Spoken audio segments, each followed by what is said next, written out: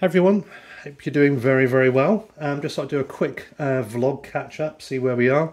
And it's been about a month now since I did my first video, and just got to say that I'm really surprised with the reaction to the videos. I'm very surprised, starting from pretty much ground zero, that people have shown an interest, and I'm grateful to anybody who sacrificed a moment of their life to watch any of my content.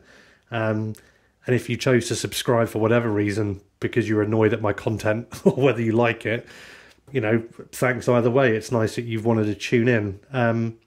One thing that's been raised is, I think, one commenter, and usually if one person comments, it means that maybe other people are thinking it as well.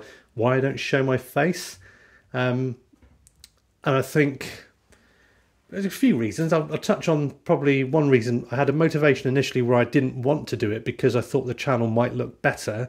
There's two YouTubers that I've watched before who do, one does automotive stuff. He's called Chris Fix. Really passionate individual. He's really into his cars and great stuff. You know, I think he does a really good job. He's got really fantastic editing, and I think that's what sets his stuff apart.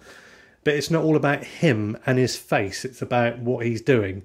And I wanted to try and get that across in what I'm doing. And the other YouTuber I watched was a fella called Baron Von Grumble, who does motorcycle videos. He's since gone on and done a lot of other things, and he's very clear who that individual is now. You can see his face. But for me, I've got to get used to just filming what I'm doing. I've got limited space, and at the moment we're having a bit of a sort out as a family generally, so space is at a real premium.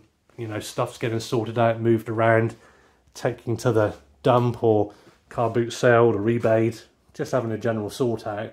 So I haven't really got the time to set up wacky camera angles and do a whole presentation thing. And plus, I haven't got enough space to like stand over there and then have it filmed over there, like I'm standing behind a bench giving a kind of woodworking show presentation. I don't have that. So I'm not trying to hide who I am. I think if you were obsessed and you wanted to work out who I am, you could probably do it. But I don't really think it's important, to be honest. So to the individual that was annoyed that all he saw was a flapping hand, let's see if I can help you with that. There we go. So there's a flapping hand. I gave you just what you wanted. So yeah, that's the approach for that one. And yeah, thanks for anyone who's tuned in. And for a month, I'm pretty blown away that 400 people have chosen to subscribe. That's really surprising. And that a lot of videos from nothing have gained some views. So yeah, I appreciate that. So yeah, after managing to do it for a month, it's made me think, well, do you know what? I'm going to try and commit to do this for a year and see where I go with it. And you notice that my videos are very much the classic beginner stuff that always gets wheeled out. Hey, how do I sharpen a chisel? And all the other kind of stuff that's repeated ad nauseum. But that it's got two benefits for me. That if I do those videos, it's me demonstrating stuff. I'm 100% competent and happy with my own abilities doing that. And it gives me time to really think about how I share the information, how I talk, and all the rest of it. And I can kind of iron out my problems with being confident and presenting myself, rather than trying to master a tricky build and sounding like an imbecile as well. It's like, if I can iron out some of my slightly poorer tendencies on film now, then all the better. So it's going to carry on that thread for a while. I want to try and build up a kind of load of basic skill videos that, the way I do things, you know, if you want to copy anyone else, I couldn't give a monkey's. This is not like the definitive how-to channel. You know, it's just a way of doing stuff the way I do it. And what I want to do is I want to share also some basic projects. And my key motivation is that all of it should be free.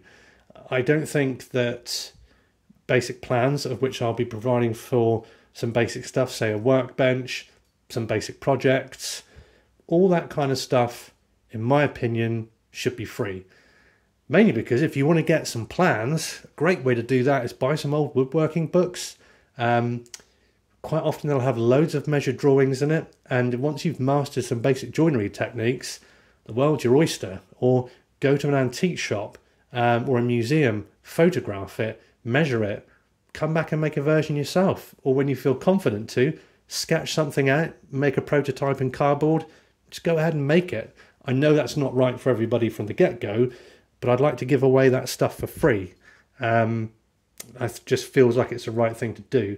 It's not like to say I wouldn't fancy maybe making some money from this one day, but that's like years down the line, I would have thought. I'd love to do something where I make a workbench, but, you know, reality is for me, I can't afford to buy that. I might have to approach a company and say, would you donate some wood if I mention you and tell everybody where I got it from? The reality is with that is that I feel conflicted, because it's like I don't want to have to be wedded to saying, hey, use this product. One thing I definitely never want to do with this channel is get sponsorship. I'll probably come back and I'll regret all of this, but I don't even want to do like clothing. It's like one day if somebody wanted to wear clothes with the Face Edge Woodworking channel on it, it's like I'd rather give you a file that you could download and put in your own t-shirt or have tattooed on your butt cheeks, whatever you want, you know. I appreciate why a lot of that stuff has to happen, because if you want to make this your job, that has to happen, but this isn't my job. This is just for fun. And another reason why I'm going to pace myself is that when I did this first time round, it did mess me up. I really got like too obsessed with it, and it really did reveal some underlying health issues, which are now all resolved, which is great. So yeah, expect more over the next year, and within that year, 1, maybe 2 projects, bit of vlogging, bit of chatting, looking at tools.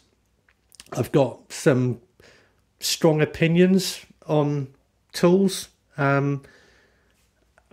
Sounds brutal to use the term BS, but there's a lot of guff that's spouted about tools generally. It doesn't mean, you know, get anything you want and use it how you want. It's not for me to say, but some stuff makes me cringe a bit when I think about how complicated stuff can get. So yeah, soon I'll be doing a video on just the actual sharpening of a chisel. We did chisel preparation. We showed that really, even the cheapest chisel, you should be able to prepare it in a minute if you bought it new. If it takes much more than 5 minutes, you've probably got a dud, or you're not doing it right, or you need to send it back, or you need to get some help. But then the actual like routine sharpening, you know, whether you do it freehand, honing guide, and then using a grinder. And again, as I've discussed before, I want to show approachable results. Up over there, we've got a very cheap and cheerful grinder, a wet and dry grinder.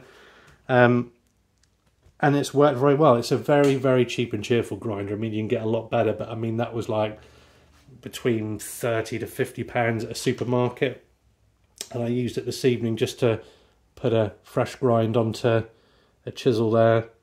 And you can see it's not cooked the steel, because it's all about, you know, taking it steady. And again, you never grind right to the edge. You leave a bit of that bevel. And it worked fine, you know. And I think that's what I want to show, is that you can drop money on the best of the perceived best of the best, and you can go ahead with that, and that's fine. But sometimes if it's like, I think I had another comment on another video where I was saying that, you know, a standard sort of like Bailey plane is a great option. Someone was saying, you know, that another good option is to just go for a brand new one. You get so much better results. It's like, yeah, well, that's a good point. They're really nice, and I would go further. I like the fact that you're supporting with buying those planes. Good skills. You know, there's a company there who are keeping highly trained employees up together. That's brilliant. But if it cost another £300 over buying a second-hand plane, it's not going to be right for everybody. And this to me is as much an heirloom product as any new plane is. So it's that balance, you know. Some new, some old. I've got certainly one relatively expensive new tool that I think is really worth the money, and I'll be showing that, and I'm not ashamed to say, you know, you should probably get it. So yeah, stuff coming up. I've probably just talked endlessly about guff here, and I'm sorry for that, but there we go. Yeah. And again, I appreciate anybody who's taking the time to comment. I'll try and always get back to people when they comment, because I think it's polite. I can't promise I'll always do that, but yeah, I really appreciate the time anybody's taken. And yeah, I'm about to do a sharpening vid, so we'll see if we can get up another couple of videos this evening. All right, take it steady, everyone.